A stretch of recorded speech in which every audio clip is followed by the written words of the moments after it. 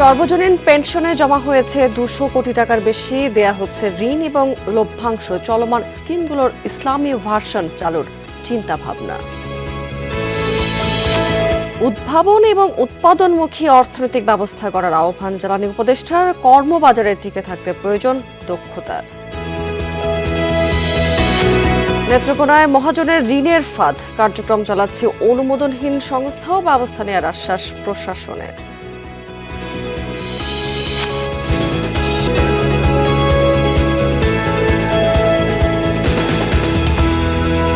আমন্ত্রণ বিজনেস শোতে এতক্ষণ শিরোনাম দেখছিলেন, এবার চলে যাচ্ছি পুরো খবর এবং পুরো সময় জুড়ে আপনাদের সাথে থাকবো আমি রাবেয়া স্মৃতি। সর্বজনীন পেনশনের জমানো অর্থ থেকে বাড়ছে ঋণ গ্রহণ। চাঁদার অর্থ থেকে ঋণ গ্রহণের সুযোগ রেখেছে কর্তৃপক্ষ। অর্থ জমার ক্ষেত্রেও ভালো অঙ্কের মুনাফা পাচ্ছে গ্রাহকেরা। 4টি স্কিমে এই পর্যন্ত জমা হয়েছে 200 কোটি টাকারও বেশি। চলমান স্কিমগুলোর ইসলামিক ভার্সন চালুর বিষয়ে চলছে পর্যালোচনা। বিশ্লেষকরা বলছেন যে সংস্কার উদ্যোগেই টেকসই ভিত্তি দিতে রাজনৈতিক সরকার দরকার। সাধারণ মানুষদের মধ্যেও বাড়াতে হবে সচেতনতা। রাজধানীর পল্টন মোড়ের ফুটপাতে প্রায় 20 বছর ধরে ব্যবসা করেন মোহাম্মদ রাকিব। নানা ধরনের পণ্য বিক্রি করেই তার জীবন ধারণ। কিন্তু যা আয় হয় তা থেকে কি সঞ্চয় করা সম্ভব? শেষ জীবন নিরাপদ করতে চালু হয়েছে সর্বজনীন পেনশন ব্যবস্থা। নিম্নবিত্তদের জন্য সেখানে ভর্তুকিও দেয় সরকার। প্রশ্ন ছিল, পেনশন ব্যবস্থা নিয়ে কোনো ধারণা আছে? এখন আমাদের জন্য একটা সুবিধা সরকার থেকে ব্যবস্থা হবে, যদি আমরাই না জানি তাহলে জানবে কে? অবশ্যই আমাদেরকে ভালো মতো জানানোর দরকার, কিভাবে করলে কিভাবে হবে। দেশের বিপুল সংখ্যক মানুষেরই পেনশন কার্যক্রম নিয়ে তেমন জানাশোনা নেই। অংশগ্রহণ বাড়াতে উদ্যোগের কথা বলা হলেও সুফল মিলছে কমই। প্রবাস, প্রগতি, সুরক্ষা ও সমতা, এই 4টি স্কিমে এ পর্যন্ত জমা হয়েছে 200 কোটি টাকার বেশি। জমাকৃত এই অর্থ ট্রেজারি বন্ডে বিনিয়োগ করেছে কর্তৃপক্ষ। মুনাফাসহ এখন বিনিয়োগের পরিমাণ 232 কোটি টাকা। ব্যক্তির জমা করা অর্থের 50% ঋণ দেবার সুযোগ রেখেছে কর্তৃপক্ষ। চাঁদা থেকে এ পর্যন্ত ঋণও নিয়েছে 670 জন। পেয়েছি 214 কোটি, বিনিয়োগ করেছি 232 কোটি। আমার বিনিয়োগকৃত ট্রেজারি বন্ড, ট্রেজারি বিলের ফেস ভ্যালু 235 কোটি। লোনের জন্য ক্রাইটেরিয়া হলো কমপক্ষে 1 বছর চাঁদা পরিশোধ অথবা অ্যাকাউন্টে 1 লক্ষ টাকা থাকা। গেল অর্থ বছরে গ্রাহকদের জমাকৃত অর্থের লভ্যাংশ দিয়েছে পেনশন কর্তৃপক্ষ। সর্বোচ্চ লভ্যাংশের পরিমাণ প্রায় 12%। পেনশন স্কিম জনপ্রিয় করতে ইসলামিক ভার্সন চালুর সম্ভাবনা যাচাই করছে কর্তৃপক্ষ। ধারণা করা হচ্ছে এতে আগ্রহ বাড়বে অনেকের। এদেশের যেহেতু 90% উপরে মানুষ ইসলাম ধর্মের অনুসারী, মুসলমান, প্রত্যেকটা স্কিমের একটা ইসলামিক ভার্সন চালু করার উদ্যোগ আমরা নিয়েছি। এর জন্যে এশিয়ান ডেভেলপমেন্ট ব্যাংকের সহায়তায় একজন ইন্টারন্যাশনাল কনসালটেন্ট এবং একজন ন্যাশনাল কনসালটেন্ট কাজ করছে। পেনশন স্কিমে যুক্ত থেকে মৃত্যুবরণকারী 22 জনের জমাকৃত চাঁদা উত্তরাধিকারের কাছে ফেরত দিয়েছে কর্তৃপক্ষ। একই সঙ্গে সরকারি চাকরি পাওয়া 16 জনকেও ফেরত দেওয়া হয়েছে চাঁদার অর্থ। সকলকে অংশগ্রহণমূলকভাবে রাখতে হলে, এখান থেকে যথেষ্ট অ্যাট্রাকটিভ করতে হলে এবং সেই অনুযায়ী পেনশনারদেরকে প্রফিটের অংশ দিতে হলে আমার কাছে মনে হয় যে এটিকে শুধুমাত্র ইসলামী ধারায় বা ঘরানায় রাখার জন্য এটিকে অন্তর্ভুক্ত করা উচিত। এ ধরনের স্কিমগুলো পরিচালনা করার ক্ষেত্রে অনেক বেশি রাজনৈতিক অঙ্গীকারের দরকার হয়। সামাজিক সুরক্ষা যেহেতু সরকারেরও একটা রাজনৈতিক কর্মকাণ্ড, সুতরাং আমরা নতুন রাজনৈতিক সরকারের জন্য অপেক্ষা করতে বলবো। টেকসই পেনশন ব্যবস্থা গড়ে তুলতে সংস্কার পদক্ষেপ চলমান রাখার বিকল্প নেই। রিমন রহমান, যমুনা নিউজ, ঢাকা। উন্নত দেশের মতো বাংলাদেশেও প্রয়োজন উদ্ভাবন এবং উৎপাদনমুখী অর্থনৈতিক ব্যবস্থা, এমনটাই মনে করেন জ্বালানি উপদেষ্টা ফাউজুল কবির খান। দুপুরে ইস্ট ওয়েস্ট ইউনিভার্সিটি আয়োজিত জব ফেয়ারে প্রধান অতিথি হিসেবে অংশ নিয়েছিলেন তিনি। বলেছেন, চাকরির বাজারে টিকে থাকতে শুধু সার্টিফিকেটই নয়, বিভিন্ন বিষয়ে বাস্তব জ্ঞান এবং দক্ষতা থাকাও গুরুত্বপূর্ণ। অন্যান্য পেশার মতো রাজনীতিকেও একটি পেশা হিসেবে দেখা দরকার বলে মনে করেন জ্বালানি উপদেষ্টা। বলেছেন, ঘুষ চাঁদাবাজি নয়, বরং সততা এবং নিষ্ঠার সাথে পালন করা উচিত।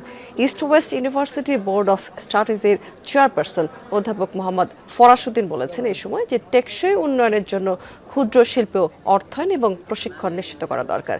আয়োজনটির মিডিয়া পার্টনার ছিল যমুনা টিভি। সম্পদটা এসছে প্রোডাকশন থেকে অথবা উৎপাদন থেকে।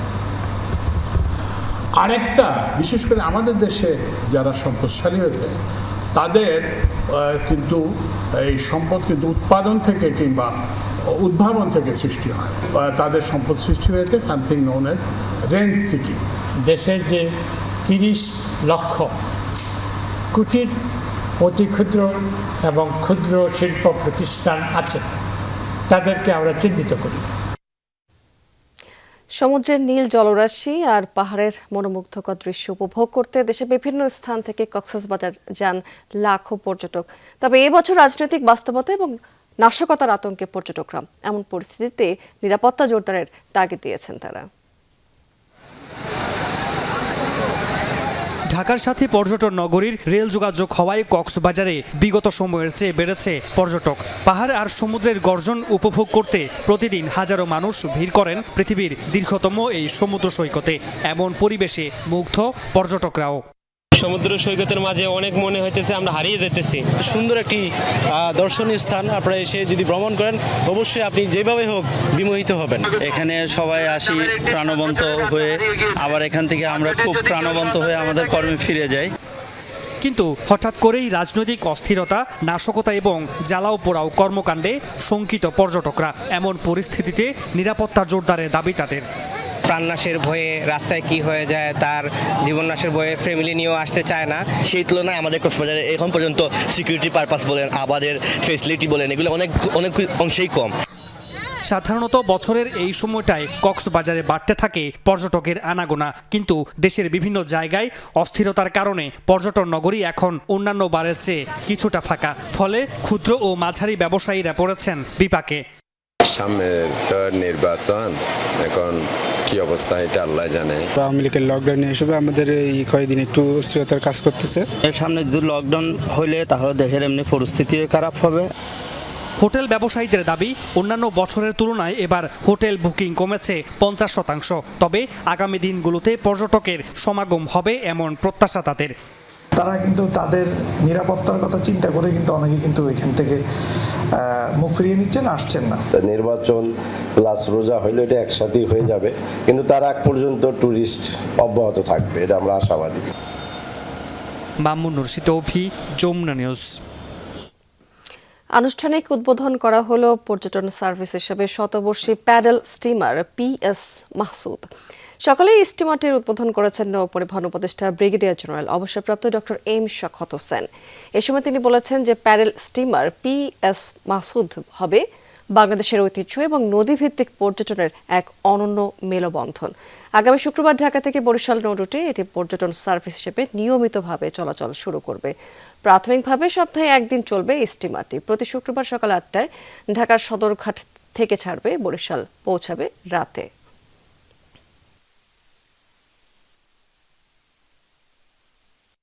একুশ তারিখ থেকে চলবে। বরিশালের লোকজন যারা আছেন তারা ঘাটে আসবেন রিসিভ করার জন্য। ইনশাল্লাহ আশা করি এটা কোনো পর্যটন মন্ত্রণালয়ের বিষয় নয়, এটা নৌ পরিবহনের একটি পর্যটন। যদি বলি যে নদী পর্যটন, শুধুমাত্র নদী দেখার জন্য, যারা নদী দেখতে চান তাদের জন্য। নেত্রকোনার কেন্দুয়াতে মহাজনের ঋণের ফাঁদে পড়ে নিঃস্ব হয়েছেন অনেকেই। ব্ল্যাক চেক জমা দিয়ে ক্ষুদ্র ঋণ নিলেও পরবর্তীতে পড়তে হচ্ছে নানা ধরনের বিপত্তিতে। এর মধ্যে আপন বোন এবং ভগ্নিপতির কাছ থেকে ঋণ নিয়ে কারাগারে দিন কাটছে একজন নারীর। এতে প্রতিবন্ধী সন্তানদের নিয়ে বিপাকে পরিবারের সদস্যরা। অবৈধভাবে ঋণ প্রদানকারী সংস্থাগুলোর বিষয়ে ব্যবস্থা নেওয়ার আশ্বাস অবশ্য উপজেলা প্রশাসনের। পরম যত্নে বড় হওয়া এই প্রতিবন্ধী শিশু দুটি আজ খাবারও মুখে তুলতে চায় না। যে মা প্রতিদিন তাদের পরিচর্যা করতেন, ঋণের ফাঁদে সে এখন কারাবন্দী। এতে অনিশ্চয়তায় শিশু দুটির জীবন। শিরিন আক্তারের 4 সন্তানের মধ্যে 2 জন প্রতিবন্ধী। এর সাথে মানসিক ভারসাম্যহীন এক ভাই, অসুস্থ মা আর স্বামীকে নিয়ে তার সংসার। নেত্রকোনার কেন্দুয়া উপজেলার মামুদপুর গ্রামে তাদের বসবাস। অভাব অনটনের মুখে 6 বছর আগে আপন বোন আর ভগ্নিপতির কাছ থেকে ব্ল্যাঙ্ক চেকের মাধ্যমে 1.5 লাখ টাকা ঋণ নেন শিরিন। এর মধ্যে 60,000 টাকা পরিশোধ করেন। বাকি টাকা দিতে না পারায় বোন আইরিন ও আরেক বোন তাজমহলের স্বামী রফিকুল আলম 41 লাখ টাকার দাবিতে চেক ডিজনারের মামলা মামলা করেন। এরপর থেকেই কারাগারে ভুক্তভোগী নারী। তার স্বামীর দাবি, পৈতৃক সম্পত্তি নিয়ে বিরোধে এমন পরিস্থিতির শিকার শিরিন।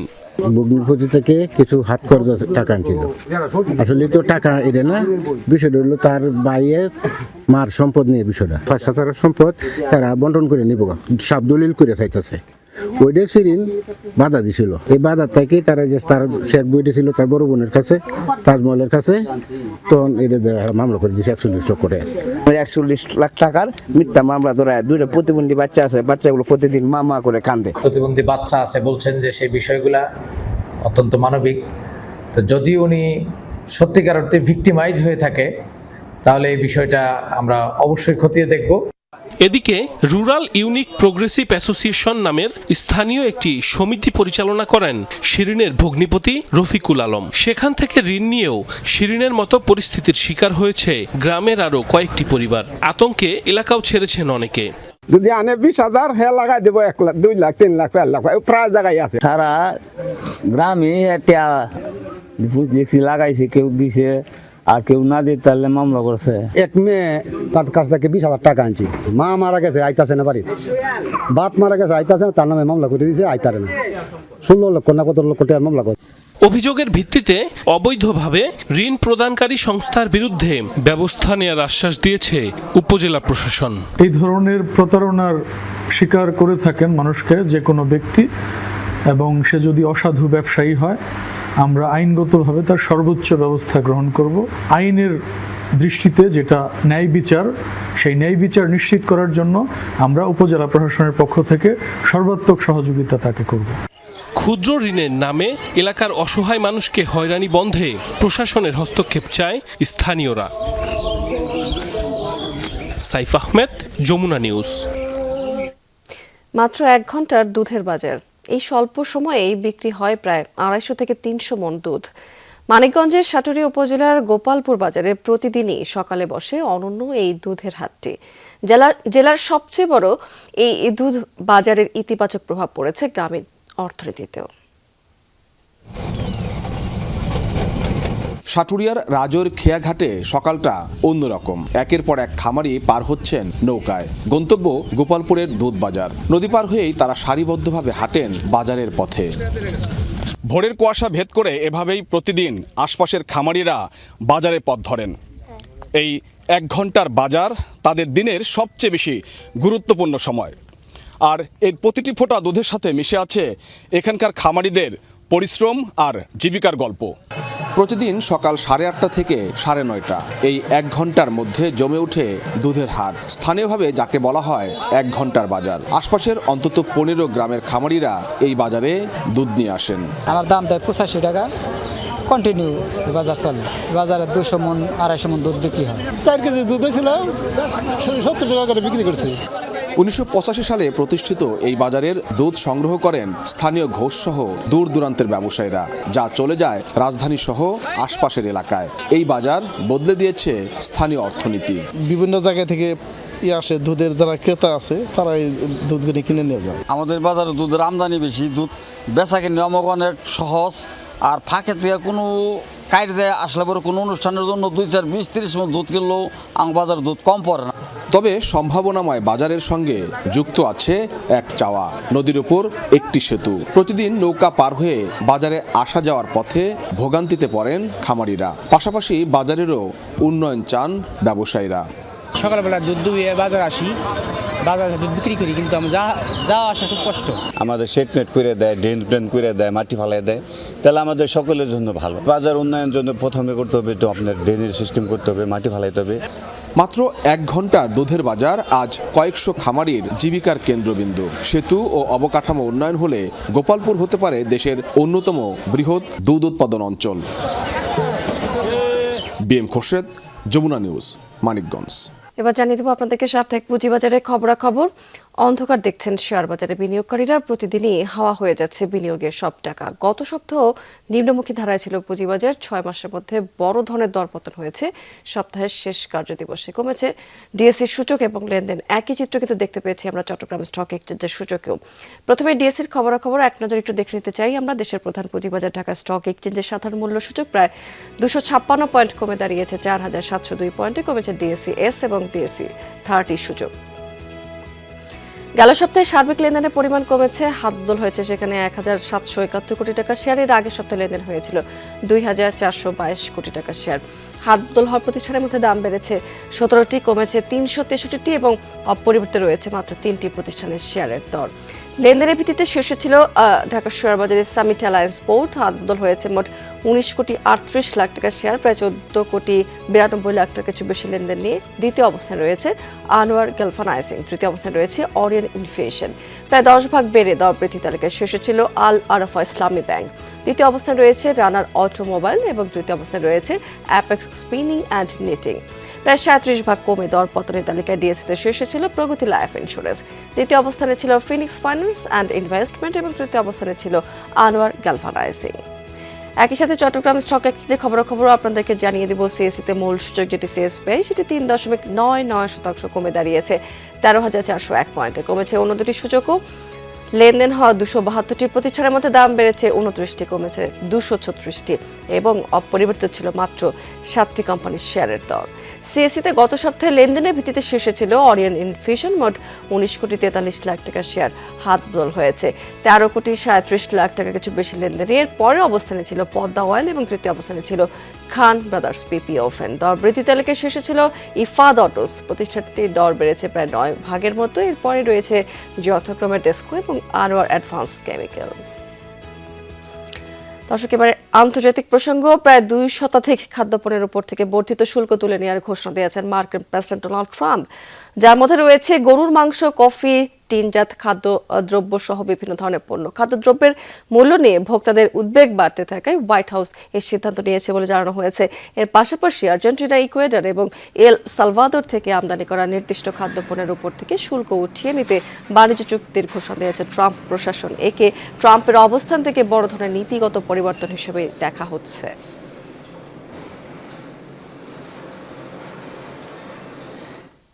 দর্শক, এই ছিল বিজনেস টুডে এখনকার আয়োজনে। এতক্ষণ সঙ্গে থাকার জন্য ধন্যবাদ আপনাদের সবাইকে।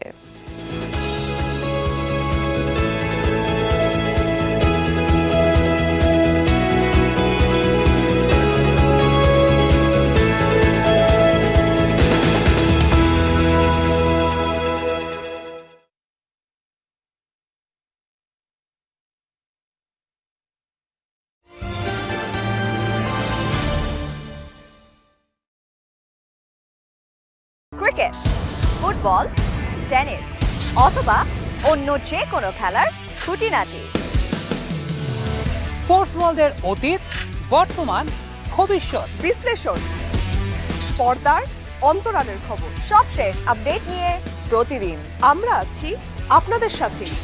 স্পোর্টস লাইভ প্রেজেন্টেড বাই কুল, প্রতিদিন রাত 8টায়।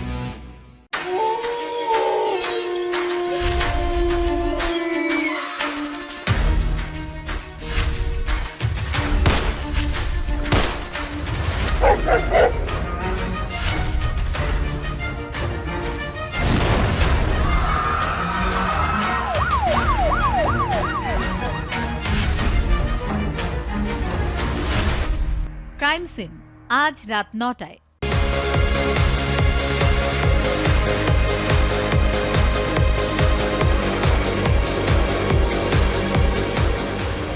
স্যাটারডে নাইট স্পোর্টস আজ রাত 11টায়।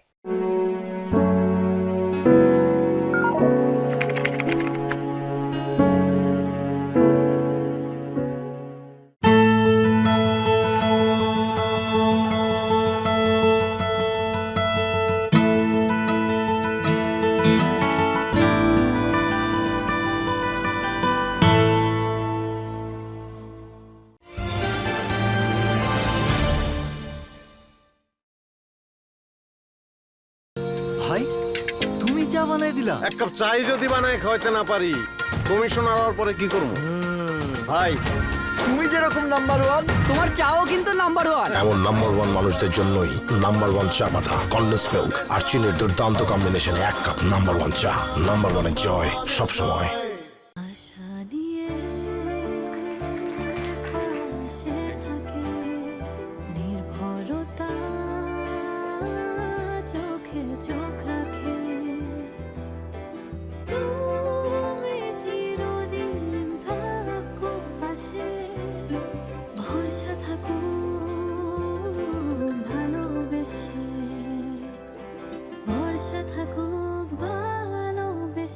সেরা ফ্লোট গ্লাসের আত্মবিশ্বাসে সঠিক মান, অনন্য ডিজাইন ও নিখুঁত ফিনিশিং নিয়ে এলো নাসির সিনটেক্স অ্যালুমিনিয়াম। সেরা ফ্লোট গ্লাসের সাথে যায় সেরা অ্যালুমিনিয়াম।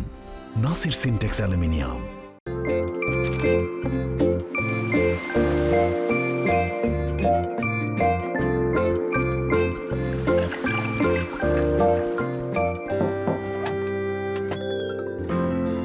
জীবন অবাক না করলে কে করবে? 28% মিল্ক ফ্যাটের অবাক করার সাথে ফ্রেশ মিল্ক পাউডার। জীবন অবাক করুক প্রতিদিন। এমন ভাবে পেঁয়াজ লাগামু আর যদি না লাগে সেই ভবিষ্যৎটাও দেখে নেয়।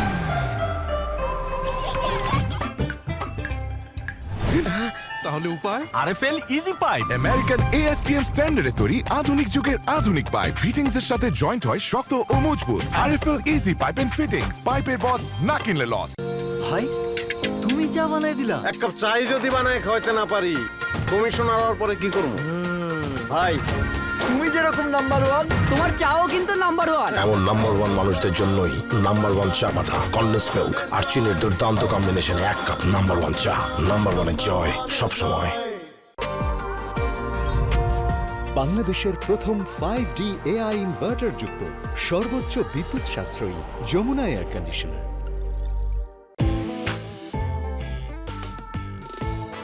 শুধুমাত্র বাছাইকৃত সরিষা দানা থেকে তৈরি, তাই ঝাঁঝ ও স্বাদে একদম শতভাগ। ফ্রেশ সরিষার তেল, বাংলার সেই স্বাদ।